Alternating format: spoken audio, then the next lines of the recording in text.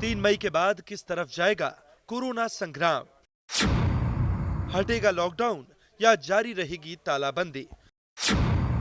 मुख्यमंत्रियों के साथ पीएम मोदी का मंथन।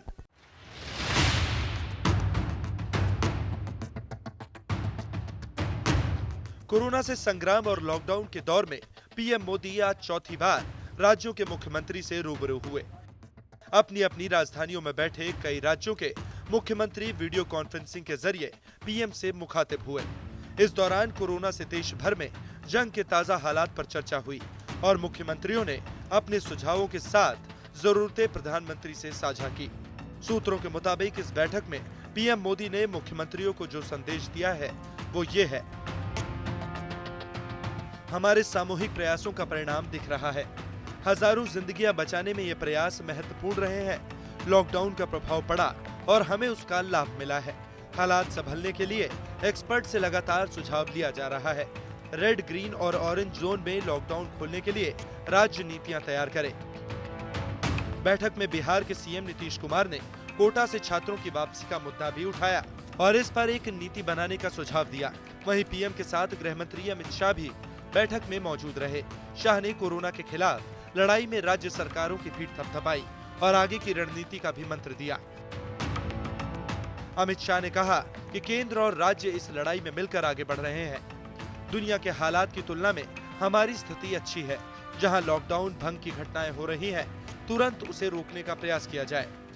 पीएम के जान भी जहान भी वाले मार्गदर्शन पर सभी राज्य आगे बढ़े। कोरोना के खिलाफ ये लड़ाई लंबी है, हमें धैर्यपूर्वक लड़ना है। अमित शाह ने यह भी कहा कि आर्थिक गतिविधियां ज्यादा समय रोकी नहीं जा सकती। यानी कि 3 मई के बाद कुछ और रियायतों की उम्मीद तो की जा सकती है, लेकिन कोरोना संक्रमण के ताजा आंकड़े और रोजाना बढ़ने वाले संक्रमण की रफ्तार को देखते हुए 3 मई के बाद लॉकडाउन खत्म हो जाएगा, ऐसी उम्मीद बेमानी होगी। बीते रविवार को पीएम मोदी ने मन की बात में इसके साफ संकेत भी दिए हैं।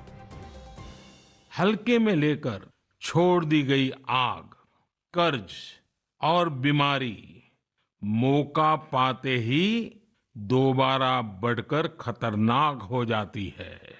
इसलिए इनका पूरी तरह उपचार बहुत आवश्यक होता है। इसलिए अति उत्साह में स्थानीय स्तर पर कहीं पर भी कोई लापरवाही नहीं होनी चाहिए। इसका हमेशा हमेशा हमने ध्यान रखना ही होगा।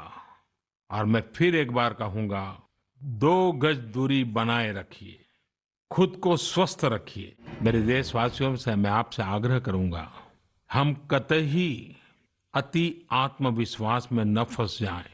हम ऐसा विचार न पाल लें कि हमारे शहर में, हमारे गांव में, हमारी गली में, हमारे दफ्तर में अभी तक कोरोना पहुंचा नहीं है, इसलिए अब पहुंचने वाला नहीं है। देखिए, ऐसी गलती कभी मत पालना। दुनिया का अनुभव हमें बहुत कुछ कह रहा है और हमारे यहाँ तो बार बार कहा जाता है, सावधानी हटी तो दुर्घटना घटी। अलग अलग राज्यों में सरकार चला रहे कई मुख्यमंत्री भी मानते हैं कि वायरस के साथ जारी ये भीषण जंग लॉकडाउन के हथियार के बिना जीत पाना मुश्किल है। पीएम के साथ बैठक में शामिल होने से पहले कई मुख्यमंत्रियों ने लॉकडाउन बढ़ाने या हल्की रियायत के साथ पाबंदियां जारी रखने का इरादा जता चुके हैं। लॉकडाउन की चलते और कोरोना की कोहराम की चलते हिंदुस्तान में आर्थिक हालात, वित्तीय हालात जर्जर पहले तो था ही, उससे भी और बदतर हो गए हैं। ऐसा ही हिंदुस्तान की आर्थिक हालत पहले से ही खराब था, अब एकदम जर्जर हो चुके हैं। लोगों को जीना मुश्किल हो गए हैं। तो आर्थिक मतलब एक्टिविटी अगर ना बढ़े तो इससे निपटना बड़ा मुश्किल होगी। आज से पहले पीएम मोदी मुख्यमंत्रियों के साथ 3 बार और बैठक कर चुके हैं। 20 मार्च को पहली बैठक के नतीजे के तौर पर पहली बार लॉकडाउन का ऐलान हुआ था। 2 अप्रैल को हुई दूसरी बैठक में लॉकडाउन बढ़ाए जाने के संकेत मिले और 11 अप्रैल को हुई तीसरी बैठक में लॉकडाउन बढ़ाने पर सहमति बनी।